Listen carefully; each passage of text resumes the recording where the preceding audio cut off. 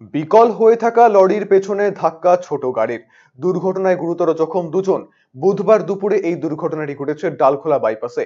ঘটনা সূত্রে জানা গিয়েছে, শিলিগুড়ি অভিমুখী একটি ছোট গাড়ি এদিন ডালখোলা ভূষামণি সংলগ্ন বাইপাসে একটি সরকারি যাত্রীবাহী বাসকে ওভারটেক করার সময় সেখানে বিকল হয়ে থাকা একটি লরিকে পেছন থেকে ধাক্কা মারে।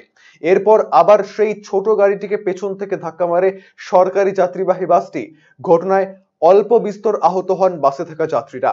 খবর পেয়ে দুর্ঘটনাস্থলে ছুটে আসে ডালখোলা থানার পুলিশ। আহতদের উদ্ধার করে নিয়ে যাওয়া হয় ডালখোলা প্রাথমিক স্বাস্থ্য কেন্দ্রে। সেখানকার চিকিৎসকের পরামর্শে আহতদের রায়গঞ্জ মেডিকেল কলেজ ও হাসপাতালে নিয়ে যাওয়া হয়েছে। গোটা ঘটনার তদন্ত শুরু করেছে ডালখোলা থানার পুলিশ। বাসে আমি আসতেছিলাম, এটা রং সাইডে ছিল গাড়ি, স্টেট বাসের সাথে লাগছে। তো স্টেট বাস ঠিক জায়গায় ছিল, কিন্তু স্করপিওটা রং সাইডে ছিল, রং সাইডে মারে দিছে। ওনারা তো ভালো আছেন, একজন মিসেস শেরপা আর একজন সুরজ জমাদার। তাদের অবস্থা এখন কেমন? অবস্থা মোটামুটি প্রথম যখন আমি দেখি তখন তো খুব আন্তস্থ ছিল, তো অনেক অক্সিজেন চালিয়ে স্যালাইন চালিয়ে তারপর জল চোখ মুখে জল ছিটা দিয়ে তোর সেন্স এসেছে। এখন স্টেবল বলা যাবে না, তো প্রাথমিকভাবে আমরা ওখানে পাঠিয়ে দিলাম রায়গঞ্জে মেডিকেল কলেজে।